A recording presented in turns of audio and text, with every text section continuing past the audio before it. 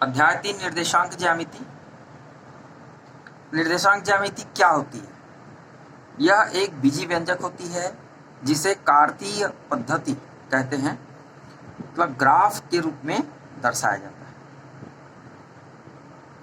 इसका उपयोग क्या है? किसी वस्तु की स्थिति दर्शाने के लिए इसका उपयोग किया जाता है। अब बीजी व्यंजक आपको समझ में आना चाहिए। बीजी व्यंजक क्या है? बीजी व्यंजक में चर और अचर दोनों का उपयोग करके किसी स्टेटमेंट को व्यक्त किया जाता है गणितीय रूप में। तो x धन y बराबर 2 एक बीजी व्यंजक हो सकता है। इसी तरह 2x धन y बराबर 6 ये भी एक बीजी व्यंजक है। तो इस तरह से बीजी व्यंजक में किसी स्टेटमेंट को व्यक्त किया जाता है।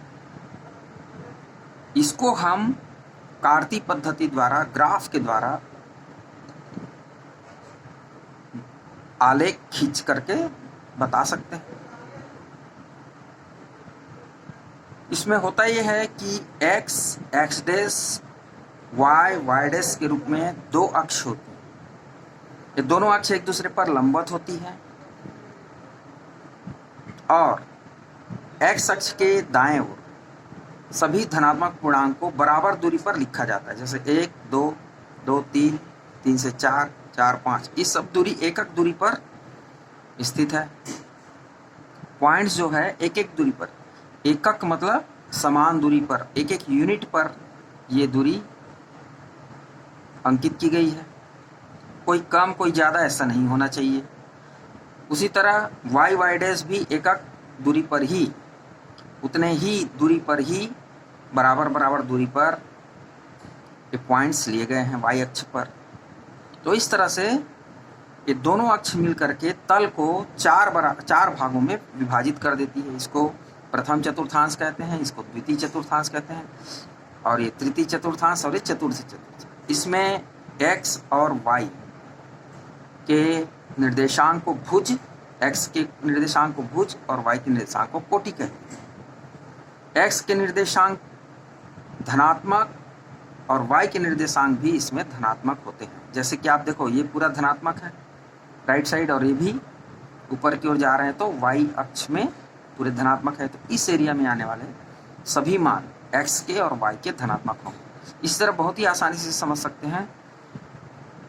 बाएं साइड आप देख रहे हैं ऋणात्मक पूर्णांक को लिखा गया है, और इससे घिरा हुआ जो एरिया है इधर y धनात्मक पूर्णांक है और x ऋणात्मक है। तो भुज इसमें ऋणात्मक होगा और कोटि धनात्मक। x के निर्देशांक ऋणात्मक होंगे, देखिए जैसे कि दिख रहा है, और y के निर्देशांक धनात्मक होंगे। इसमें आप आसानी से देख करके बता सकते हैं कि x के सारे पॉइंट्स जो लिए गए हैं वो ऋणात्मक हैं और y के भी ऋणात्मक है। तो इससे घिरा हुआ ये जो तृतीय चतुर्थांश है आप देख सकते हैं दो साइड से, तो x भी ऋणात्मक है और y भी ऋणात्मक है। तो इसमें वही भुज और कोटि आएंगे जिसमें दोनों ऋणात्मक हो। इसी तरह चतुर्थ चतुर्थांश में देखिए, इसमें x के सभी मान, x अक्ष के सभी मान धनात्मक हैं और y अक्ष के ऋणात्मक है। तो x इसमें धनात्मक होगा और y ऋणात्मक होगा। तो फर्स्ट में प्लस प्लस, सेकेंड में माइनस प्लस, और थर्ड को याद करना है तो दोनों प्लस प्लस के अपोजिट दोनों माइनस माइनस, और फोर्थ को याद करना है तो सेकेंड के अपोजिट x भुज माइनस था, x के निर्देशांक, और कोटि y के निर्देशांक धनात्मक था। तो यहाँ पर इसके विपरीत हो जाता है, x के निर्देशांक धनात्मक हो जाते हैं और y के निर्देशांक ऋणात्मक। इसको समझना बहुत ही जरूरी है। इस पूरी पद्धति को हम कार्तीय पद्धति कहते हैं। इसको मैंने और भी स्पष्ट किया हुआ है इस तरह लिख करके। इस पद्धति में दो अक्ष x डैश क्षैतिज अक्ष कहलाता है ये, और y डैश ऊर्ध्वाधर अक्ष जो कि एक दूसरे पर लंबवत होते हैं। x अक्ष के निर्देशांक को भुज और y अक्ष के निर्देशांक को कोटि कहते हैं। हमेशा भुज को पहले लिखा जाता है, x के निर्देशांक को पहले लिखते हैं और y के निर्देशांक को बाद में लिखा जाता है। भुज और कोटि हमेशा एक छोटा कोष्टक के अंदर लिखा जाता है। भुज और कोटि ऋणात्मक या धनात्मक, यहाँ पर ऋणात्मक हो जाता है, यहाँ पे धनात्मक हो जाता है। तो इस तरह से दोनों ऋणात्मक हो सकते हैं, धनात्मक ऋणात्मक हो सकते हैं। तो इस तरह से भुज और कोटि का मान धनात्मक ऋणात्मक हो सकता है। किसी बिंदु की स्थिति को दर्शाने की इस पद्धति को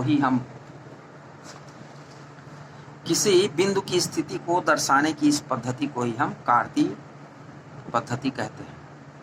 इसे 17वीं शताब्दी के महान वैज्ञानिक फ्रांसीसी रेने व कार्ते ने दी थी। अब निर्देशांक तल को 4 भागों में बांटता है, जैसा कि आप देख चुके हैं, प्रथम चतुर्थांश, द्वितीय चतुर्थांश, तृतीय चतुर्थ। तो इसके x और y के निर्देशांक जो होंगे भुज और कोटि कहलाते हैं, जो धनात्मक होते हैं दोनों। प्रथम में, द्वितीय में ऋणात्मक धनात्मक, और इस तरह से तृतीय में ऋणात्मक ऋणात्मक, और चतुर्थ में धनात्मक ऋणात्मक भुज और कोटि होती है। 8वां पॉइंट, x अक्ष और y अक्ष जिस बिंदु पर मिलते हैं उसे हम प्रतिच्छेद बिंदु भी कहते हैं, और उसे कार्तीय निर्देशांक पद्धति में मूल बिंदु के रूप में जाना जाता है। मूल बिंदु 0 के निर्देशांक 0 0 होता है, y अक्ष पर भुज का मान 0 होता है, और x अक्ष पर कोटि का मान 0। इन चीज़ों को आपको अच्छे से ध्यान रखना है।